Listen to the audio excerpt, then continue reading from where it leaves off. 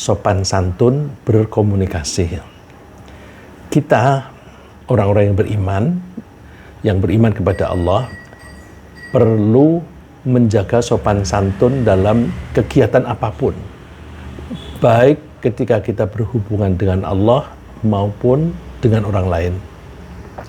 Dalam kegiatan komunikasi, misalnya, kita juga harus menjaga sopan santun agar komunikasi kita bisa menjadi bagian dari silaturahim yang diperintahkan oleh Allah.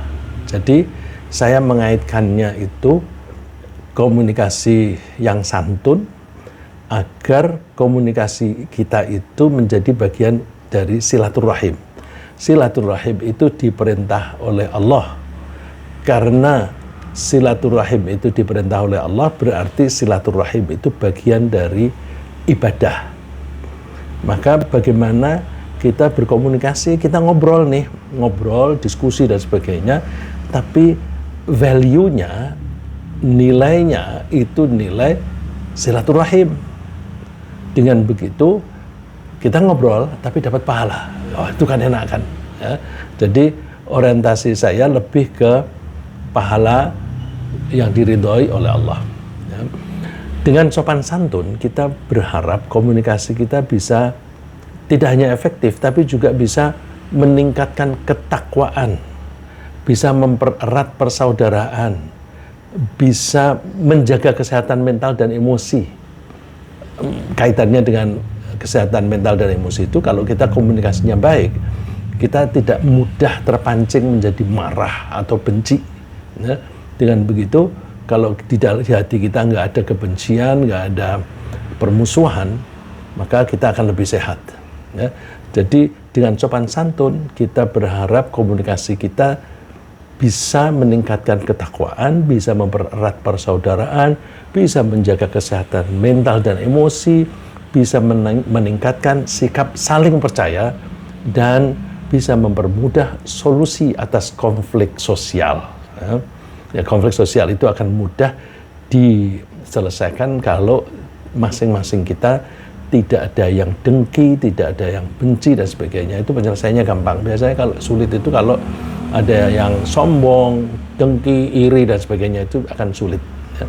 Kita menganggap komunikasi efektif jika seseorang sebagai communicator, orang yang berbicara, bisa membuat orang yang diajak berbicara, biasanya kita sebut communicate, bisa menangkap dan memahami ide, pemikiran, pengetahuan, dan usulannya.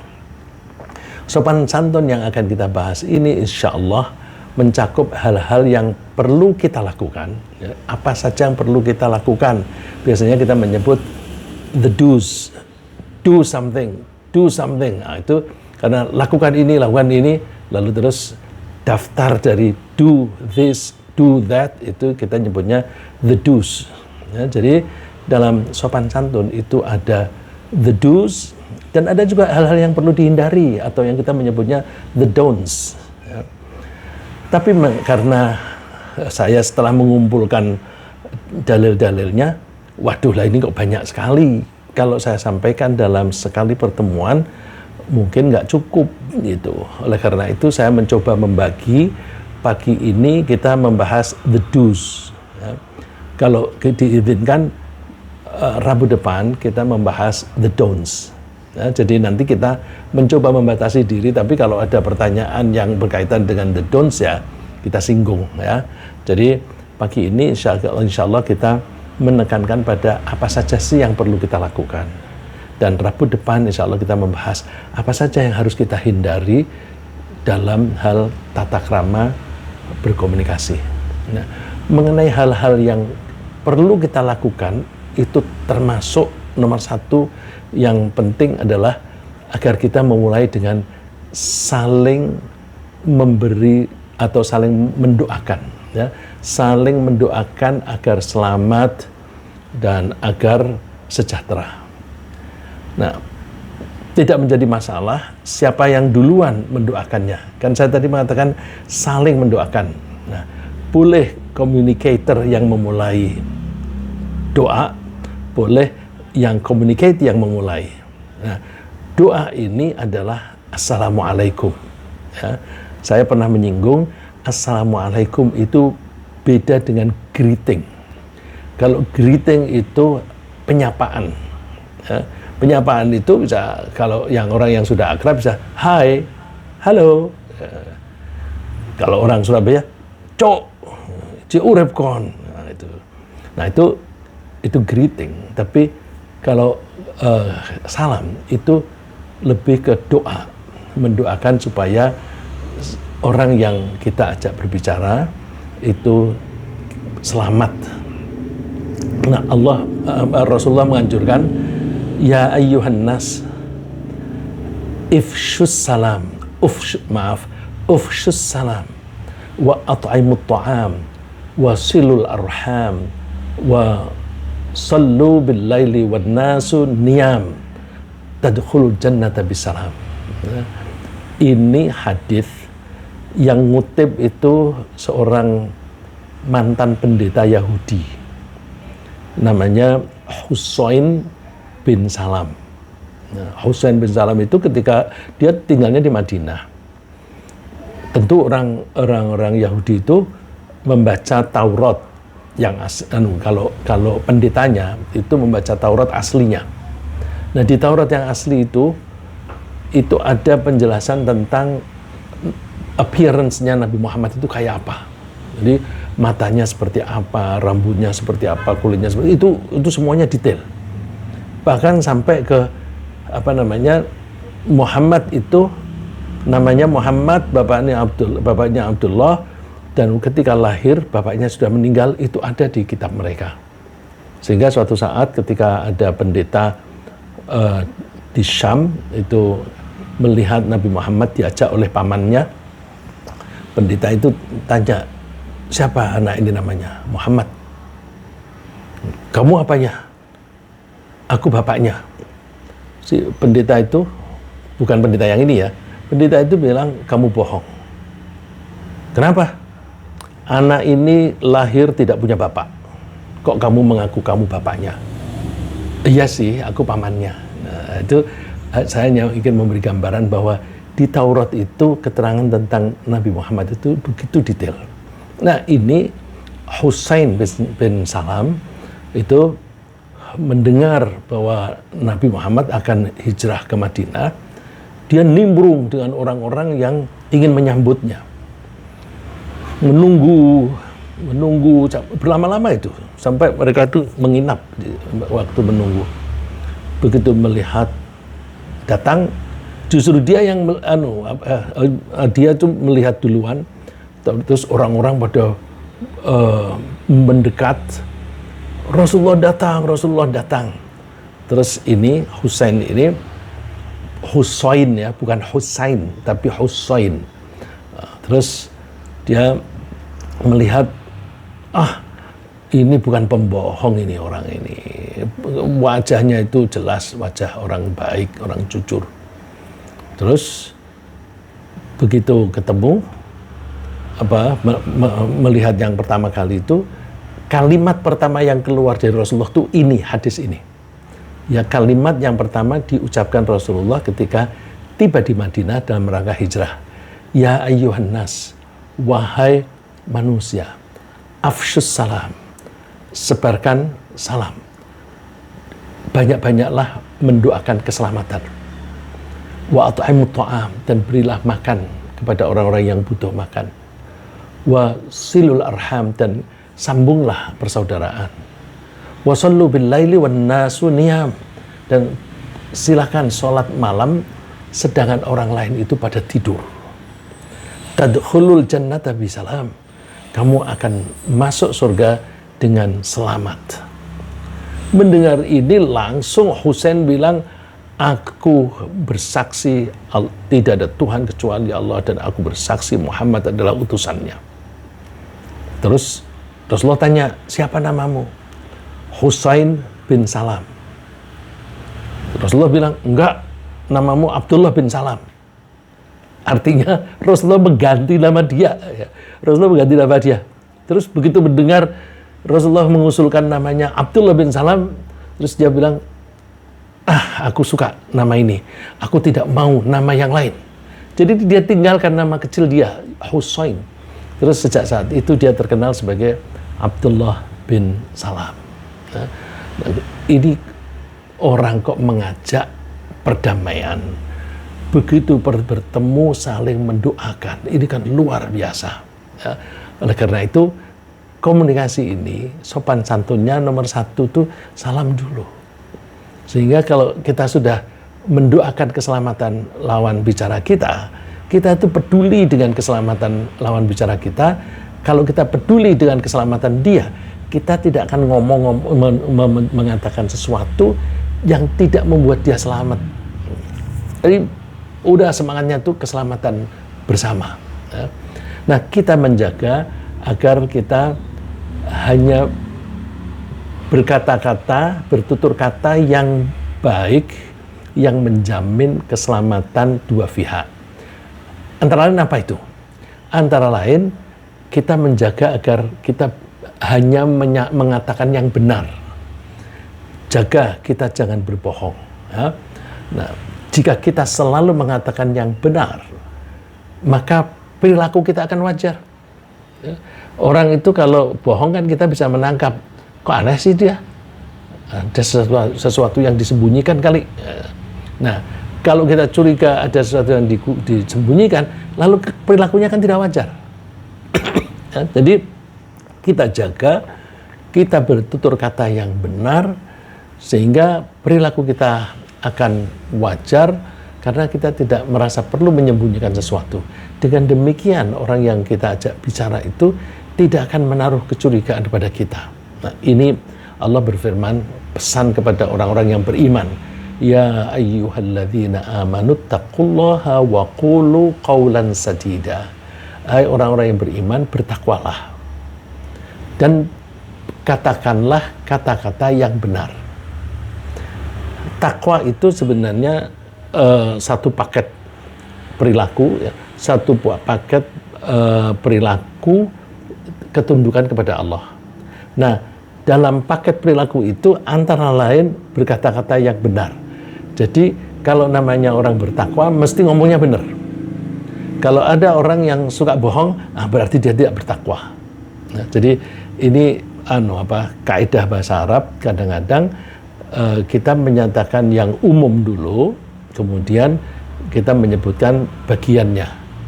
Yang umum adalah takwa, bagiannya adalah ngomong yang benar. Nah, kalau kamu mau mengatakan yang benar, yuslih lakum a'malakum. Allah akan membuat perilakumu wajar. Wa yaghfir lakum dzunubakum, dan Allah akan mengampuni dosa-dosamu. Wa may yuti'illaha wa rasulahu faqad faza fawzan 'azima. Siapa yang mau taat kepada Allah dan Rasul-Nya, maka dia akan beruntung dengan keuntungan yang besar, atau dia akan menang dengan kemenangan yang besar. Kemenangan itu tidak harus dengan terhadap musuh luar, ya. Seringkali musuh kita adalah hawa nafsu diri kita sendiri. Ada rasa benci, kita atasi supaya aku tidak boleh ada rasa kebencian di hatiku. Nah, memusuhi keburukan yang ada pada dirinya sendiri itu lebih berat daripada menghadapi musuh yang dari luar. Nah, oleh karena itu kalau kita bisa memenangkan hal-hal yang buruk dari diri kita, maka itu menjadi kemenangan yang besar, gitu. Ya. Di samping kita memilih kata-kata yang benar, kita pun juga dianjurkan memilih kata-kata yang baik. Ada benar tapi tidak baik. Tapi kita dianjurkan benar dan baik, sejalan dengan ajaran Allah, sehingga kita tidak menyakiti hati orang yang kita ajak bicara. Ini diambil contoh, ada generasi lalu, ini sebenarnya Allah menerangkan tentang perilaku para nabi. Wahudu ila thayyibi minal qawli wahudu ila siratil hamid. Dan mereka diberi petunjuk kepada ucapan-ucapan yang baik. Jadi semua nabi kalau ngomong mesti baik. Nggak ada nabi yang ngomongannya kasar. Mesti omongannya baik. Karena mereka dibimbing oleh Allah untuk bertutur kata yang baik, ya. At-thayyibi, yang bagus, minal qauli, berupa ucapan-ucapan. Jadi ucapannya mesti baik. Wahudu ila siratal mustaqim, dan mereka diberi petunjuk ke jalan yang menuju kepada Allah yang maha terpuji. Nah, Allahnya disebut maha terpuji, berarti omongan mereka, omongan para nabi itu mesti baik, mesti menghasilkan pujian. Bukan kita itu minta dipuji, tetapi kalau kita berbicara baik, itu otomatis orang akan memujinya. Terus isi itu yang baik itu antara lain apa sih? Yang baik itu antara lain itu kita mau memotivasi orang lain untuk melakukan kebaikan. Ya. Memotivasi itu bisa dengan cara bercanda, bisa dengan perintah. Ya. Nah, kalau kita menyebutnya memerintahkan orang melakukan kebaikan, kok seperti orang yang menggurui atau pejabat yang memerintahkan bawahan. Jadi ini lebih ke memotivasi orang untuk berbuat baik dan untuk melakukan hal-hal yang menyebabkan perdamaian. Allah menyebutnya gini, la khaira fi katsirin min najwahum illa man amara bi shadaqatin aw ma'rufin aw islahin bainan nas. Tidak ada kebaikan pada kebanyakan orang-orang yang sedang berbicara secara sembunyi-sembunyi. Najwa itu sekelompok orang berkumpul ngobrol. Nah, ngobrolnya itu sembunyi-sembunyi, tidak kedengaran orang lain. Nah, boleh silakan begitu, tapi isinya harus menganjurkan kepada kebenaran, kepada sedekah. Sedekah itu kebenaran, bisa juga berarti bersedekah, ya. Menganjurkan sedekah atau kebenaran, dan menganjurkan kepada yang baik-baik, dan menganjurkan kepada kedamaian atau perdamaian di antara manusia. Nah, oleh karena itu tidak boleh misalnya orang bikin pertemuan rahasia untuk makar. Nah, itu nggak boleh, ya. Kalau ada kelompok berbicara yang tidak diketahui orang lain, yakinkan isinya adalah menganjurkan kebaikan dan perdamaian, dan juga bila perlu menganjurkan untuk bersedekah. Nah, wa may yaf'al dzalika ibtigha'a mardhatillahi fasawfa nu'tihi ajran 'azima. Siapa yang mau melakukan hal semacam itu dalam rangka mencari ridha Allah, maka Allah akan memberi pahala yang besar. Kemudian itu tadi konten, ya, isi dari yang dibicarakan. Bagaimana sikap kita ketika kita berkomunikasi? Kita memilih kata-kata yang mudah difahami, ya, memilih kata-kata dan cara penyampaiannya itu yang mudah difahami. Misalnya yang disebutkan oleh Allah, wa imma tu'ridanna anhum ibtigha'a rahmatin min rabbika tarjuha faqul lahum qawlan maysura. Ini konteksnya Allah menganjurkan kita untuk bersedekah. Tapi seandainya kamu tidak bisa bersedekah karena memang tidak punya yang disedekahkan, berarti kan kita menolak memberi. Ada orang minta terus kita tidak memberi. Nah, cara memberinya itu mesti faqul lahum qawlan maysura. Katakanlah kepada mereka pernyataan-pernyataan yang mudah. Yang mudah ini bukan hanya mudah diucapkan, tapi mudah dicerna dan mudah dilaksanakan. Ya. Nah, ini di terjemahan yang kita baca di depan kita, ini saya copy paste dari buku terjemah. Maysura itu diartikan pantas. Saya tadi bilang kata-kata yang dianggap mudah, karena maysura itu dari kata yasir. Yasir itu artinya mudah. Nah, maysura itu dianggap mudah. Nah, itu diterjemahkan di sini, tapi terjemahan sudah ada penafsiran sebagai artinya pantas. Terus Kadang-kadang orang itu sulit menerima omongan kita. Mungkin karena kitanya cara menguraikannya itu kurang terampil, atau seringkali daya tampung orang yang kita ajak bicara itu kurang. Maka sebaiknya kita kalau bicara, bila dianggap perlu, itu diulang lagi. Nah, kadang-kadang saya ini merasa saya mengulang lagi. Tadi di depan sudah saya bilang, tidak ulang lagi. Nah, itu supaya pesan itu bisa ditangkap dengan baik. Nah, ini Rasulullah memberikan contoh. Kadang-kadang Rasulullah itu mengulang statementnya sampai 3 kali. Ya. Anas bin Malik ini seorang sahabat yang waktu umur 10 tahun oleh bapaknya diserahkan kepada Nabi Muhammad. Rasulullah, saya ingin anak saya ini melayani Rasulullah. Bukan sebagai pelayan, bukan sebagai pembantu yang menerima gaji, enggak.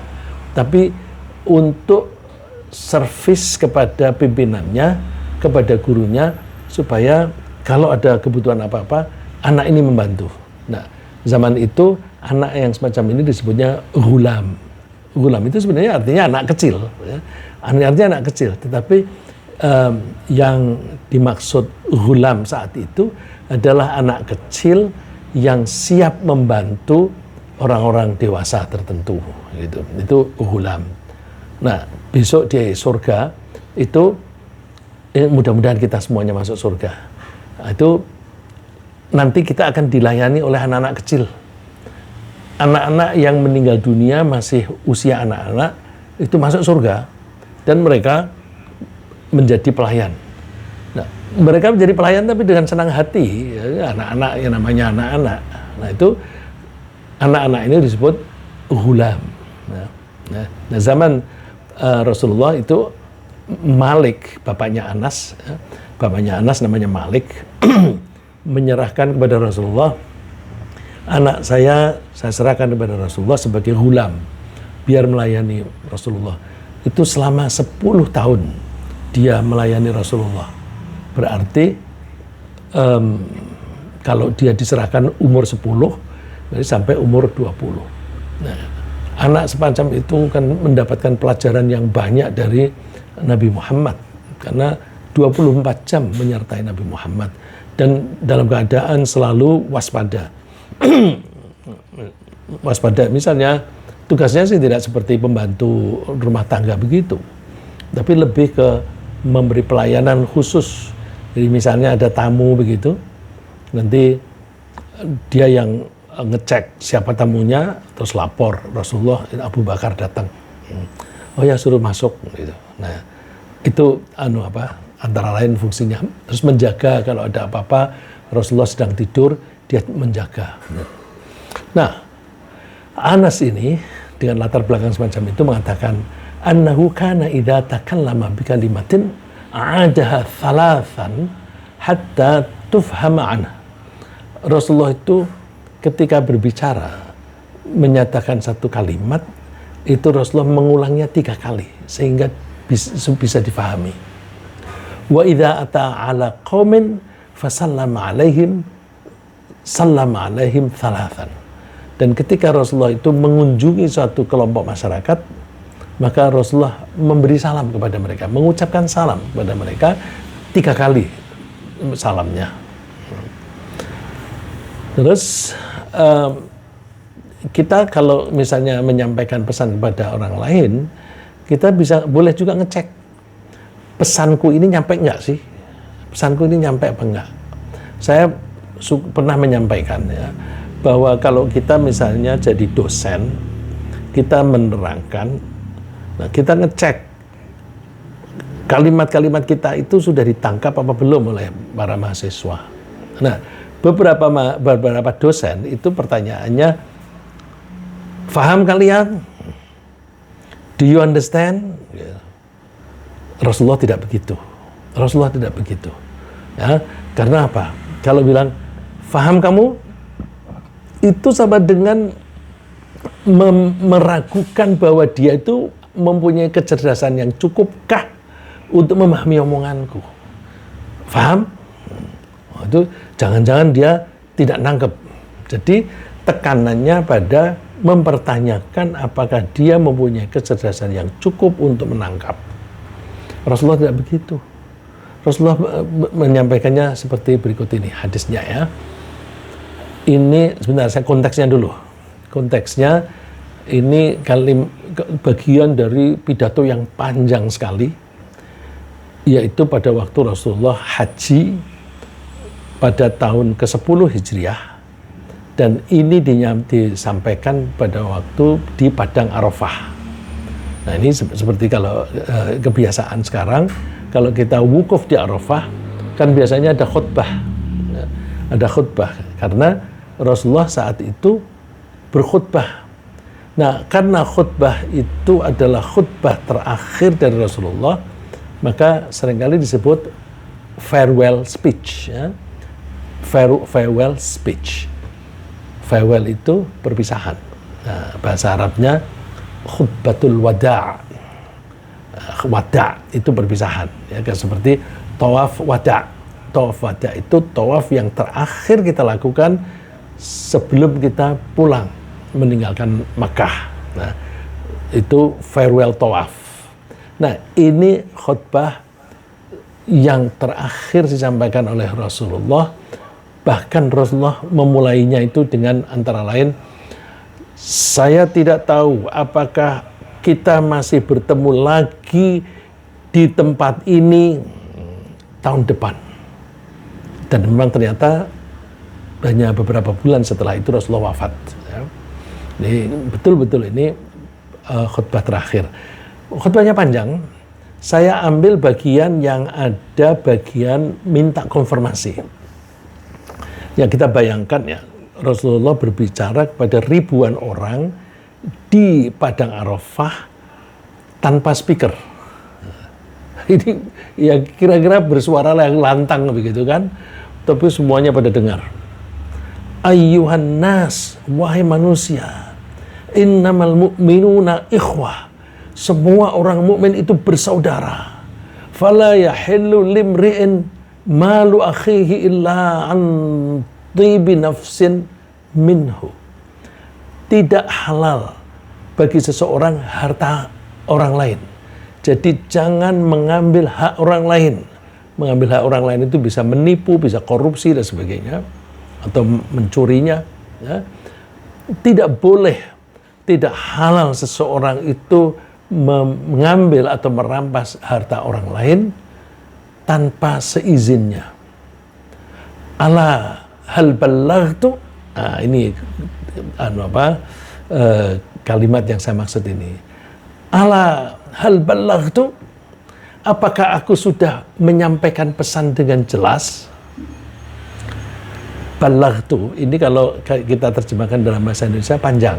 Ya. Ballaghtu itu satu akar kata dengan baligh. Baligh itu suatu pernyataan yang bagus, jelas, dan mudah dicerna oleh yang menerima.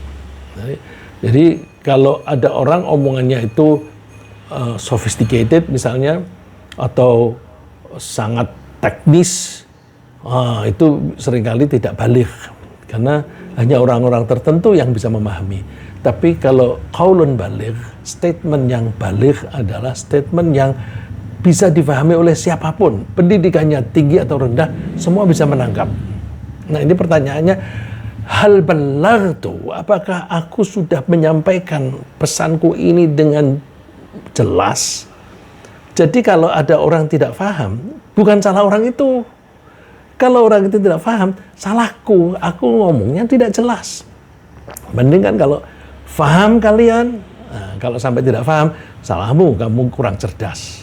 Tapi apakah aku sudah menerangkan dengan jelas? Nah, jadi ini mudah-mudahan teman-teman yang dosen ini bisa menerapkan. Jadi jangan bertanya, do you understand? Tapi have I told you clearly? Apakah aku sudah memberi penjelasan yang terang, yang mudah difahami? Terus setelah minta konfirmasi pada orang, Allahumma syahad, wahai Allah, saksikan bahwa aku sudah menyampaikan pesan ini. Fala tarji'unna ba'di kuffaran yadribu ba'dukum riqab ba'd. Fa inni, sebelum seterusnya, maka kalian setelah aku meninggal jangan kembali menjadi kafir yang saling membunuh satu dengan yang lain. Fa inni taraktu fikum ma in akhadhtum bihi lam tadillu ba'dah. Aku meninggalkan sesuatu,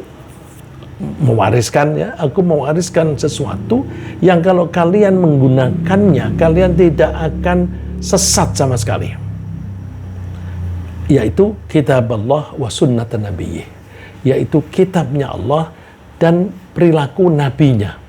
Jadi perilaku nabi itu menjadi pedoman bagi kita untuk kehidupan kita. Nah, seperti yang kita kutip ini, perilaku dalam bentuk komunikasi, ya. Terus itu kita tiru. Jadi Rasulullah meninggalkan Al-Quran dan perilaku Nabi. Nah, perilaku Nabi itu di-record dalam bentuk hadis. Nah, orang lalu menyingkatnya, Rasulullah meninggalkan kita Al-Quran dan hadis. Terus ditanyakan lagi, ala hal ballaghtu, apakah aku sudah menyampaikan pesan ini dengan jelas? Terus orang pada menjawab, jelas itu. Terus Allahumma syahad, wahai Allah, saksikan bahwa aku sudah menyampaikan. Ya.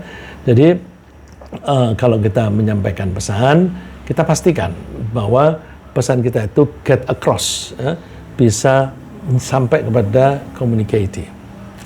Kemudian ketika menyampaikan kepada orang lain, kita juga melihat audiens kita. Audiens kita siapa?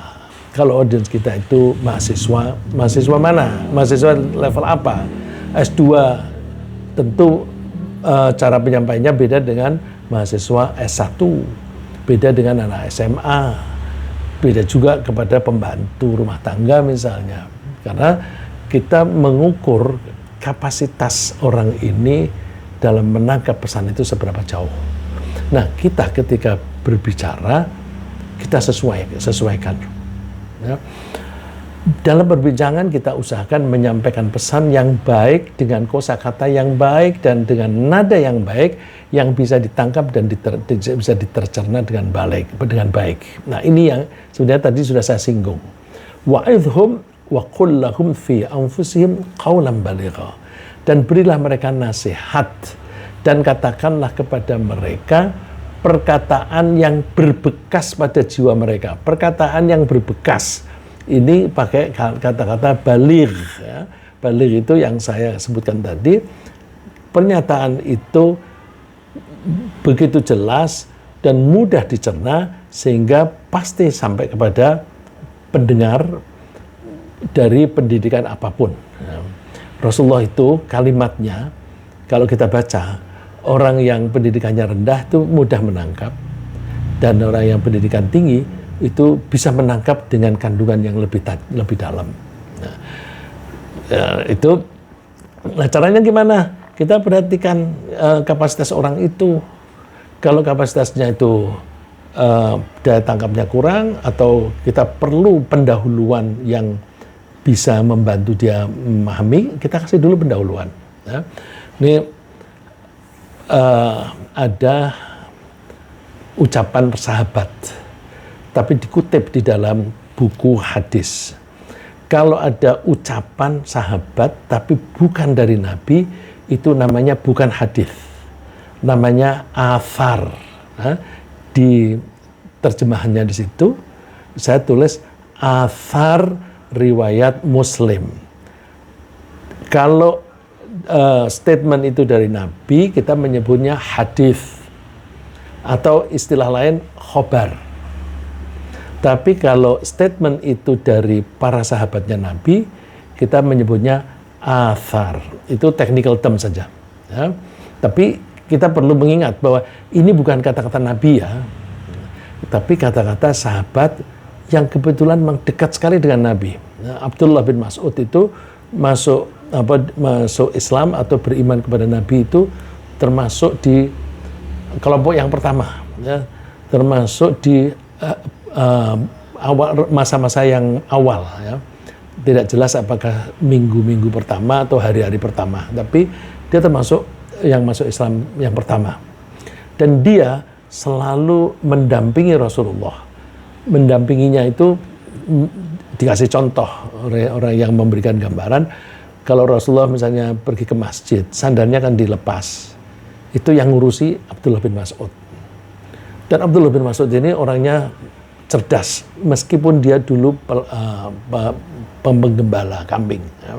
Dia cerdas sekali, sehingga dia dianggap sebagai ulamanya para sahabat. Dan dia karena selalu dekat dengan Nabi dalam usia dewasa, maka dia banyak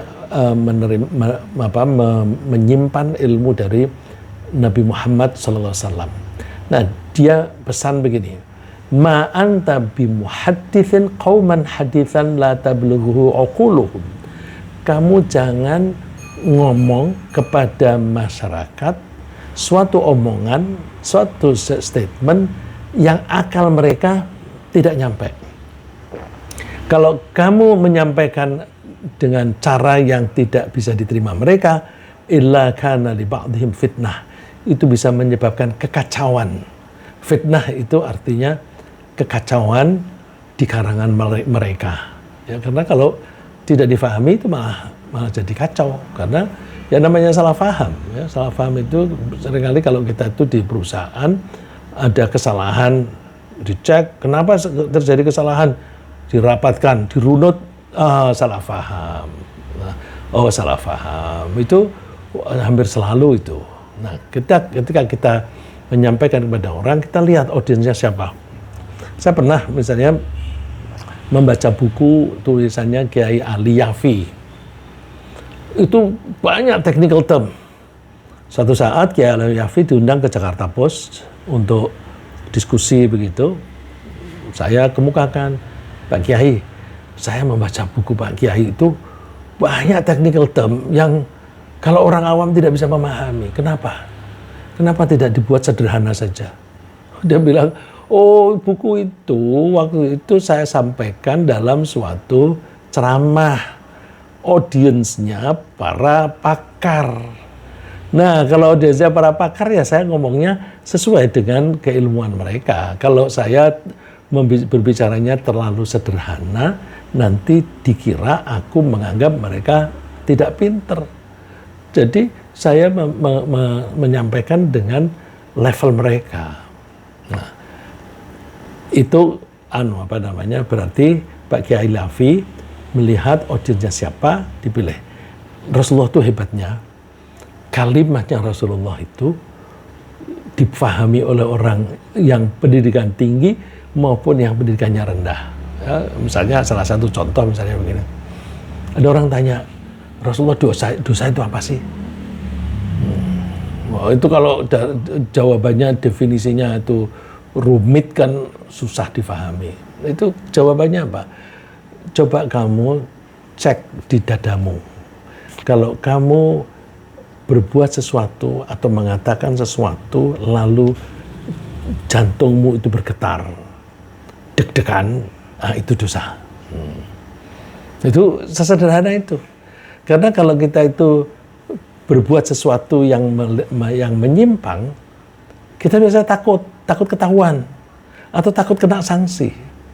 Nah, karena ketakutan itu, maka jantung itu detaknya akan makin lebih sering. Nah, itu lalu kita merasa deg-degan. Nah, itu oleh orang yang tidak berpendidikannya ditangkap, oleh orang yang pendidikannya tinggi juga, itu berarti ada kaitannya antara kognitif dan emosi. Nah, kemudian ketika kita bertutur kata, kita sebaiknya ngomongnya temponya jangan terlalu cepat, pelan-pelan saja. Ya. Ibu Aisyah menceritakan, innama kana Nabi sallallahu alaihi wasallam yuhadditsu haditsan law addahu al-'addu la ahsah. Nabi itu kalau berbicara pelan-pelan. Sehingga kalau ada orang yang kepingin menghitung berapa kata yang diucapkan oleh Nabi, berapa huruf yang diucapkan oleh Nabi, itu dia bisa ngitung. Saking pelannya. Nah ini kan supaya efektif. Ya. Ini Ibu Aisyah menggambarkannya kok begitu. Rasulullah kalau berbicara itu pelan, sehingga kalau ada orang yang ingin menghitung jumlah kata, jumlah hurufnya, itu pasti bisa. Terus nada sekarang. Nah, ini penting nada. Karena nada itu kan membawa emosi. Ya.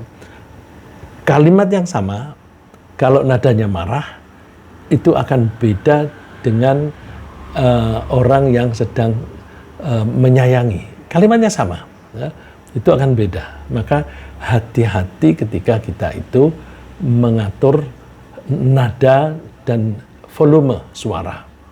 Ini Allah mengajari kita melalui Luqman, ya, waqsid fi masyika waghdud min sautik inna ankaral aswati la sautul hamir. Dan sederhanakanlah dalam berjalan, ini berjalannya ya, ini body language, dan lunakkanlah atau rendahkanlah suaramu. Sesungguhnya seburuk-buruk suara adalah suara keledai. Keledai itu kan teriaknya keras gitu, dan didengar nggak enak. Nah, kita dianjurkan pelan-pelan aja, pelan-pelan saja. Dan kita seringkali mendapatkan orang yang bijaksana itu biasanya tidak memakai nada tinggi. Terus kita mesti memilih cara yang lemah lembut. Nah ini dikasih contoh, Allah itu menganjurkan Nabi Musa bertemu dengan Fir'aun. Fir'aun itu kan raja yang kejam.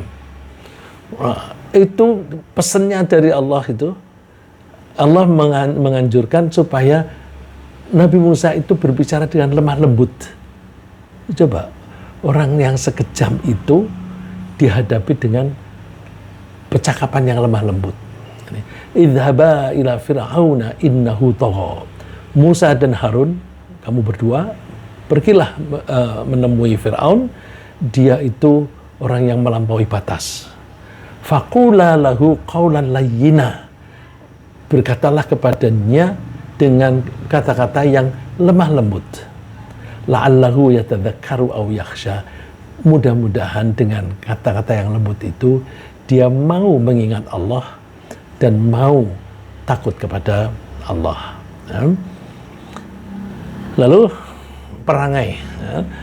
Kita usahakan perangai kita tuh perangai yang senang, yang bersemangat, ya. Menampilkan wajah ceria. Nah, itu ceria itu biasanya bisa digambarkan dengan senyum. Nah, ini ada contoh seorang sahabat namanya Abu Darda. Abu Darda itu artinya bapaknya Darda. Nah, istrinya Abu Darda, Ummu Darda, ibunya Darda. Nah, ini Ibu Darda menceritakan bahwa Abu Darda itu kalau ngomong selalu senyum. Jadi ngomongnya itu sambil senyum. Aku pernah komentar, kamu nih kalau ngomong senyum melulu. Aku khawatir kamu dianggap sebagai orang yang pandir. Ngomongnya sambil senyum. Terus Abu Darda membela diri. Begini loh, aku ini meniru Nabi. Ya. Karena Rasulullah SAW la yuhadithu bihadithin illa tabassam. Rasulullah dulu waktu masih hidup, dia tidak berbicara, tidak menyatakan suatu pernyataan kecuali sambil senyum. Wah, oleh karena itu Abu Darda meniru. Ya, kita perangai kita yang ceria. Ya. Terus kalaupun lawan bicara itu mengatakan sesuatu yang tidak pantas, kita menjawab dengan tutur kata yang baik, yang tidak memanaskan suasana. Jadi meskipun orangnya maki-maki, kita kalem aja. Nah, Allah menggambarkan orang yang semacam itu, wa ibadur rahmanil ladzina yamshuna 'alal ardi hauna wa idza khatabahumul jahiluna qalu salama. Dan hamba-hamba Tuhan yang Maha Penyayang itu ialah orang-orang yang berjalan di atas bumi dengan rendah hati. Ini seperti yang tadi di surat Luqman ya. Rendah hati dulu. apabila orang-orang jahil, orang-orang yang bodoh menyapa mereka, mereka mengucapkan kata-kata yang baik. Jadi dimaki-maki jangan balas maki-maki. Ya. Dimaki-maki jawabnya dengan cara yang baik. Ya. Mudah-mudahan apa yang kita bahas ini bermanfaat. Ringkasannya adalah bahwa kita memulai percakapan dengan saling mendoakan. Percakapan kita usahakan berisi kebenaran, pesan baik, dan anjuran perdamaian. Pesan kita sampaikan dengan cara yang mudah, dengan pelan, jelas, dan sesuai dengan kapasitas lawan bicara. Kemudian kita menampakkan wajah ceria dan sikap rendah hati. Kemudian kita merespon dengan cara yang lebih baik daripada apa yang diucapkan oleh orang lain. Ya. Orang lain berkata dengan baik, kita berusaha lebih baik lagi.